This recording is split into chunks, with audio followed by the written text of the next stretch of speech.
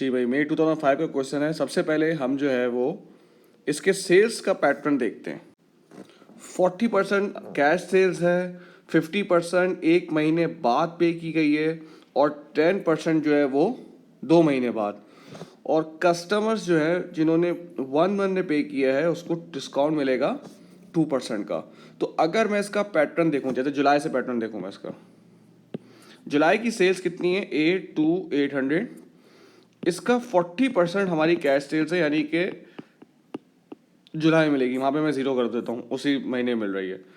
50% मुझे एक महीने बाद मिल रही है जिसमें डिस्काउंट मुझे 2% है, तो उसका मतलब है 98% मैं रिसीव कर रहा हूँ। ये हो गया 40572 अगस्त, इसको मैं 1 करता हूँ, एक महीने बाद मिल रही है। और 10% जो है वो 11,000 वो आपको 2 महीने बाद यानी कि सितंबर में मिल रही है, इसलिए मैंने 2 कर दिया। तो ये इसका एक तो पैटर्न है। अब हम देखेंगे दोबारा से परचेज का पैटर्न क्या है। Supplies are purchase 2 months before sale and paid for 1 month after the purchase. इसका मतलब है हम 2 महीने पहले खरीदते हैं और जब खरीदते हैं उससे 1 महीने बाद हम पे कर देते हैं। और हमें परचेजिंग नहीं दी है, हमें दी हुई है सेलिंग प्राइस, जो कि बताया हुआ है 40% मार्कअप पे लगी है। सही बात है भाई, मार्कअप हो तो अगर परचेज हो मैं सेल्स निकाल सकता हूँ, सेल्स हो तो मैं परचेज निकाल सकता हूँ। जैसे देखते हैं हम सेल को, हम देखते हैं ये जो अगस्त की सेल है, कितनी है अगस्त की सेल 87400। पहले तो मैं इसको परचेज बनाऊंगा। परचेज कैसे बनाऊंगा, ये 140 है, मुझे चाहिए होती है कॉस्ट हमेशा 100 होती है। ये आ गया 62428। अच्छा, उसने कहा है कि आप 2 महीने पहले खरीदेंगे, यानी कि अगस्त की सेल थी तो मैंने परचेज कब किया होगा 2 महीने पहले, जो बन रहा है जून। और जब आपने खरीदा उसके 1 महीने बाद पे कर दिया, इसका मतलब है आपने पे किया होगा किसमें, जुलाई में।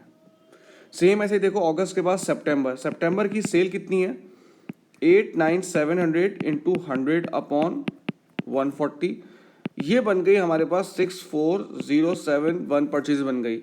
सितंबर में अगर सेल की थी तो 2 महीने पहले खरीदी थी, जो कि कितना आ रहा है, जुलाई आ रहा है। और जब खरीदी उससे 1 महीने बाद पे कर दी, इसका मतलब है ये आ जाएगा अगस्त आ जाएगा। तो ये आपका एक तरह से टिपिकल परचेज का पैटर्न हो जाएगा। अब ये इस तरीके से आपके पास पूरा वो मल्टीप्लाई डिवाइड आ जाएगा। तो मैं उसका बता रहा हूँ कि जुलाई, अगस्त, सितंबर, अक्टूबर। सबसे बड़ी बात है कैश सेल्स, जो कि 0। मतलब अब आप ये देखना है कि जुलाई की 0 किधर आ रही है। जुलाई की 0 आ रही है ये। अब सेम ऐसे ही अगस्त की 0 आ रही है, आप देख सकते हैं ऊपर, ये आ रही है 34960। सितंबर की 0 35880 और अक्टूबर की 0 आ रही है 40500।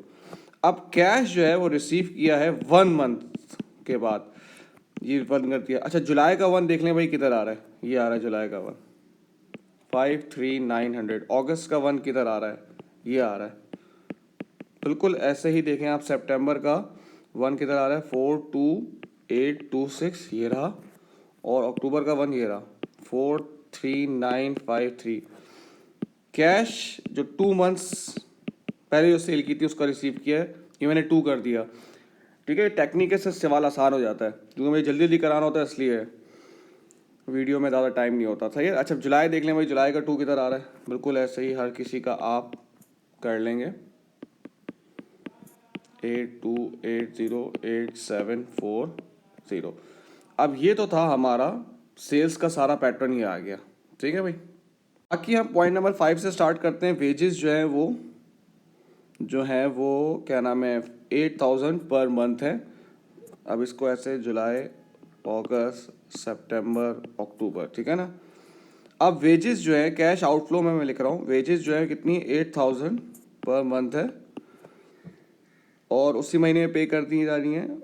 और 5% इंक्रीज है सितंबर से। इसका मतलब क्या होगा भैया कि इधर देख लें भाई, 8000 का 5% इंक्रीज तो 1.05 हो जाएगा।